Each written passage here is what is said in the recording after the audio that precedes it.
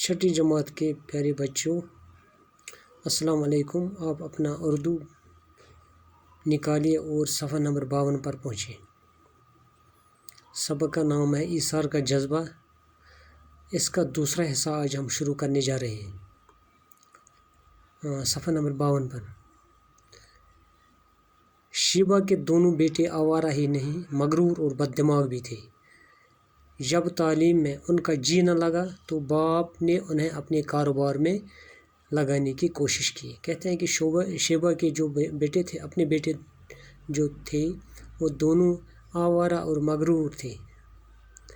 جب تعلیم میں ان کا جی نہ لگا تو باپ نے انہیں اپنے ساتھ کاروبار میں لگانے کی کوشش کی، مگر ایسی بے لگام طبیعتیں رکھنے والے بلا بیوپار میں کیوں کر سرخ رو ہوتے۔ مگر کہتے ہیں کہ یہ بچے، ان کے جو اپنے بچے تھے، یہ اتنے بے لگام ہوئے تھے کہ ان سے ہاتھ سے نکل گئے تھے، ماں باپ کے ہاتھ سے، کہ ان کی طبیعت ہی کچھ ایسی تھی کہ یہ بیوپار میں بھی اس کا ہاتھ بٹانے کے لیے، باپ کا ہاتھ بٹانے کے لیے تیار نہیں تھے۔ وہاں تو پتا مارے بغیر کچھ حاصل نہیں ہوتا، اور یہ وہ کام تھا جو ان کے بس سے باہر تھا۔ جو یہ کام تھا بیوپار کا باپ کے ساتھ، یہ تو ان کے بس سے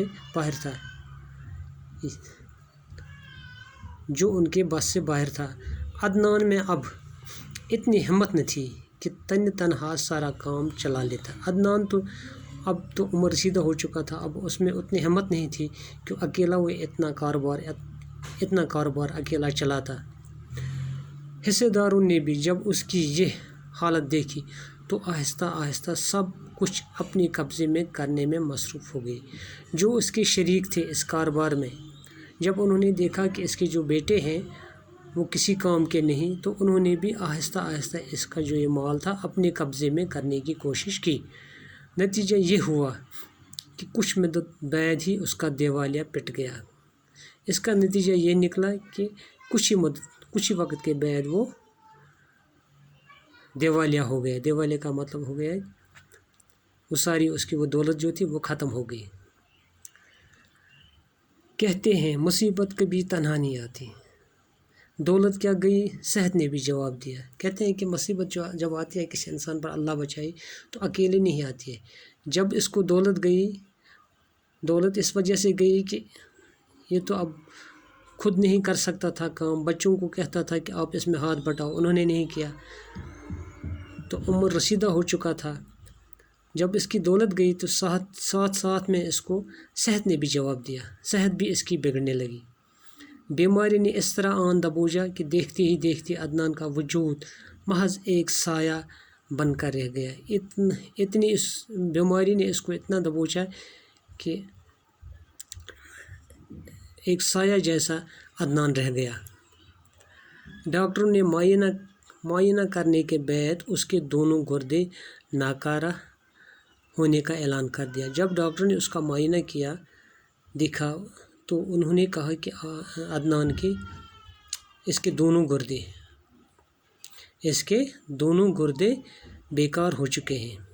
اب اس کے زندہ ہونے کی واحد امید یہ تھی کہ اس کا کم سے کم ایک گردہ تبدیل کر دیا جائے۔ اب اس کو بچنے کا ایک ہی صورت ہے بچنے کی کہ اس کا ایک گردہ نکال کر دوسرا وہاں لگا دیا جائے۔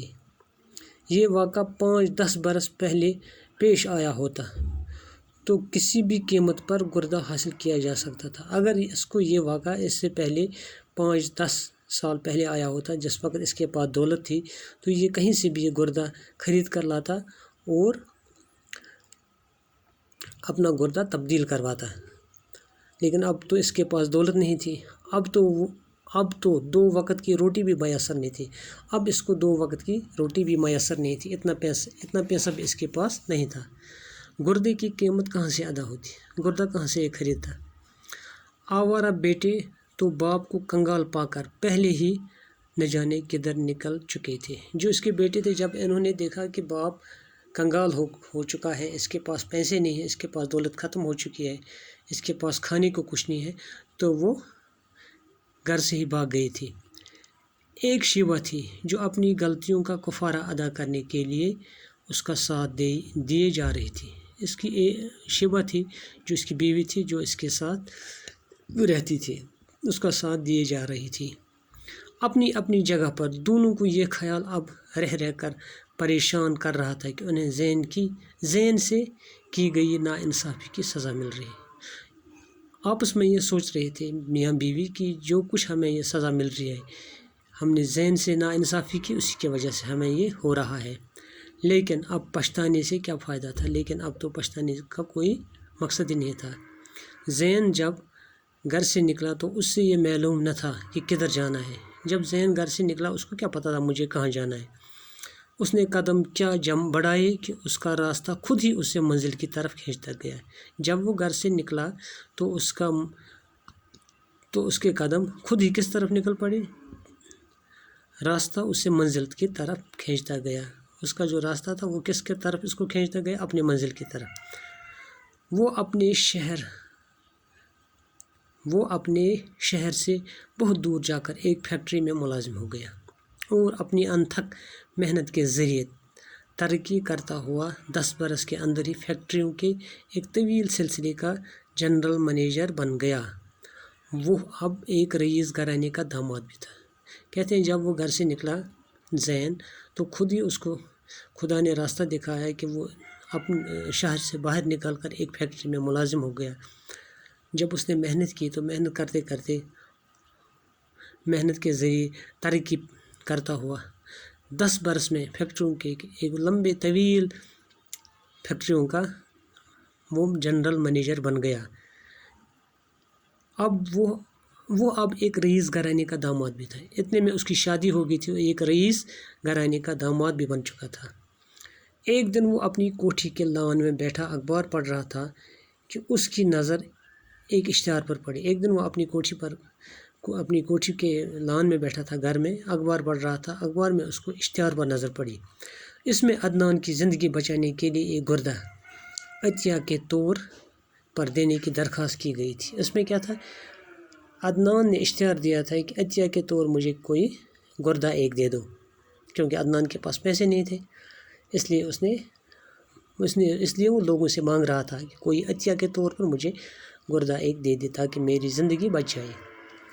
اس زمانے میں جب کہ ہزاروں روپے خرچ کر کے بھی ڈنگ کا گردہ حاصل کرنا آسان کام نہیں تھا، بلا عطیہ کے طور پر اس سے گردہ کون دیتا؟ اس وقت تو پیسے دے کر بھی گردہ نہیں ملتا تھا، تو اس کو عطیہ کے طور پر کون گردہ دیتا؟ زین خبر پڑھتے ہی اٹھ کھڑا ہوا اور بیوی کو بتائے بغیر اپنے سیکرٹری کو ساتھ لے کر روانہ ہو گیا۔ زین نے جب یہ اشتہار پڑھا تو وہ کسی کو بتائے بغیر، اپنی بیوی کو بتائے بغیر اپنے سیکرٹری کو اٹھایا اور نکل پڑا۔ دوسری صبح وہ عدنان اور شیبہ کے سامنے موجود تھا۔ کیا تھا؟ دوسرے دن وہ عدنان اور شیبہ کے سامنے پہنچ چکا تھا۔ باپ کی حالت دیکھ کر زین دیر تک اس کا ہاتھ اپنے ہاتھ میں لیے روتا رہا۔ جب اس نے باپ کی حالت دیکھی تو بہت دیر تک وہ اس کا ہاتھ اپنے ہاتھ میں لیے روتا رہا۔ وہ ماں کے گلے لگ کر بھی دیر تک سسکیاں بھرتا رہا اور اپنی ماں جو شیبہ تھی، اپنی ماں کہاں تھی جس نے پالا تھا اس کو، تو اس کی گود میں بھی سسکیاں بھرتا رہا۔ یہ وہی لوگ تھے جنہوں نے اسے اس زمانے میں وہ سب کچھ دیا تھا جو اس سے اس وقت کوئی دینے والا نہ تھا۔ یہ وہی لوگ تھے جس وقت اس کا ماں باپ ایک حادثے میں مر گیا تھا، جیپ کے حادثے میں، تو انہوں نے اس کو پالا پوسا تھا، لہذا اس کو وہ یاد تھا جو اس سے اس وقت کوئی دینے والا نہ تھا اور کوئی اس وقت وہ دینے والا نہیں تھا۔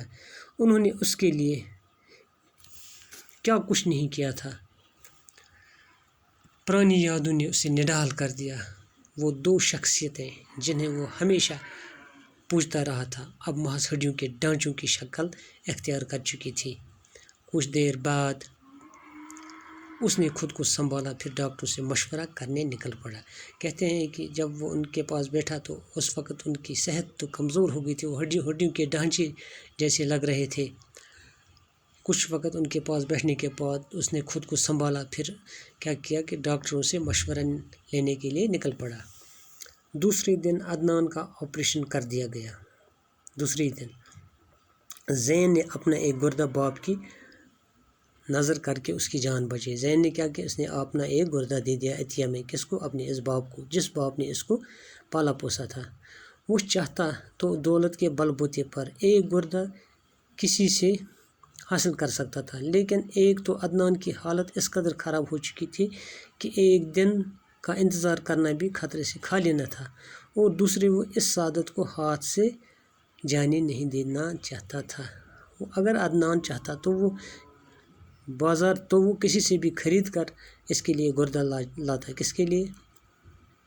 زین اگر چاہتا تو کسی سے بھی عدنان کے لیے گردہ خرید کر لاتا، مگر اس نے یہ سوچا کہ ایک تو اس کا وقت گزر چکا ہے، دن گزرنے سے اس کی طبیعت زیادہ خراب ہوگی۔ دوسرا اس نے سوچا کہ یہ موقع مجھے ہاتھ سے نہیں جانا چاہیے، کیونکہ انہوں نے مجھے پالا پوسا، لہٰذا میرا حق بنتا ہے کہ میں اپنا گردہ اس کو عطیہ کے طور دے دوں۔ صحت یاب ہونے پر وہ ان دونوں کو اپنے ساتھ لے آیا۔ جب یہ صحت یاب ہو گئے تو ان دونوں کو، ماں باپ کو، شیبہ اور عدنان کو اپنے ساتھ لے آیا۔ اس کی بیوی بڑی نیک دل خاتون تھی۔ کس کی بیوی؟ زین کی۔ اچانک اپنے ساس سسر کو گھر میں پا کر باغ ہو گئی۔ جب اس نے اپنے ساس اور سسر کو گھر میں دیکھا تو بہت خوش ہو گئی۔ باغ کہتے ہیں بہت خوش ہونے کو۔ زین نے اپنے چھوٹے بھائیوں کو بھی تلاش کر کے راہ راست پر لگایا، اور کیا کیا؟ اس نے اپنے چھوٹے بھائیوں کو بھی لایا اور ان کو راہ راست پر لگا دیا۔ اپنے رسوخ سے انہیں اچھے عہدوں پر مامور کرایا، اور یوں سب ہنسی خوشی دن گزارنے لگے۔ اپنے رسوخ سے، اصل رسوخ سے اس نے کیا کیا؟ اپنے ان دونوں بھائیوں کو اچھے عہدوں پر مامور کرا دیا، اور سب اس کے بعد ہنسی خوشی سے دن گزارنے لگے۔ باقی وسلام۔